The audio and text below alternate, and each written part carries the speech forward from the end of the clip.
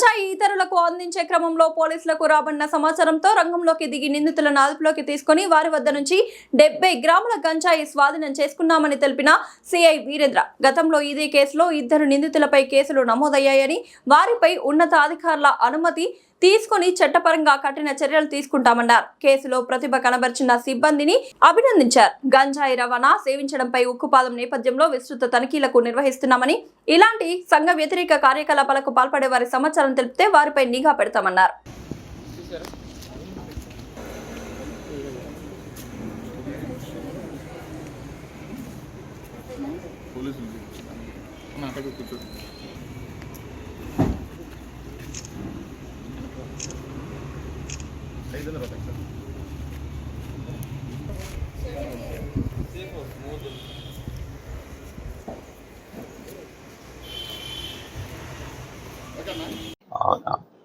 నిన్న అనగా 9వ తేదీన తాడేపల్లి పట్టణంలోని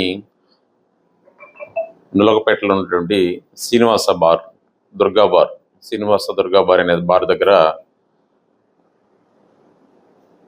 మాకు రాబడిన సమాచారం మేరకు అక్కడ గంజాయి సేవిస్తున్నారని చెప్పేసి సమాచారం రావడం జరిగింది. దాని మీద మా ఎస్ఐ గారు మరియు సిబ్బంది అక్కడ వెళ్ళడం జరిగింది. ఎస్ఐ గారు అయినటువంటి సాయి కుమార్ మరియు సిబ్బంది రవి, జోసెఫ్ మరి కొంతమంది సిబ్బందితో అక్కడికి వెళ్ళి వాళ్ళని రైడ్ చేసి అదుపులో తీసుకోవడం జరిగింది. అక్కడ ఒక 7 మెంబర్స్ని గుర్తించడం జరిగింది. అందులో ఒక అతను అభిజిత్ అనే ఒక అతను, తిరుమలయ్య, తర్వాత జశ్వంత్, అహ్మద్, చందు,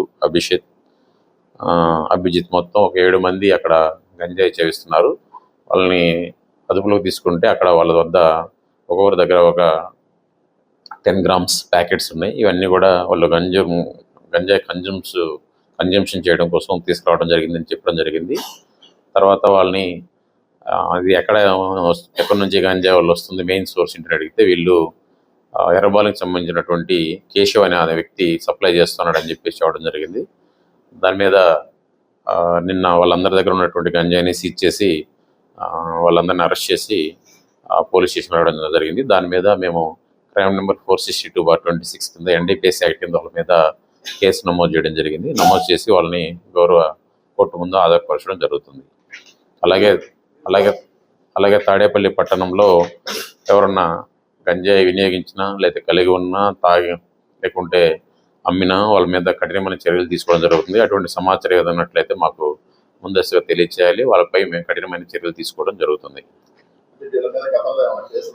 అందులో 2 మీద గతంలో కేసెస్ ఉన్నాయి. అందులో ఒక అతని పేరు అభిషేక్ మరియు ఇంకొక అతని పేరు సైదా. వీళ్ళిద్దరి మీద గతంలో కేసులు ఉన్నాయి. వాళ్ళిద్దరు హ్యాబిచువల్గా ఉన్నారు. వాళ్ళిద్దరి మీద మా పోలీస్ స్టేషన్ నుంచి ఉన్నతాధికారుల సూచనల మేరకు వాళ్ళపై సస్పెక్ట్ షీట్లు కూడా ఓపెన్ చేయడం జరుగుతుంది.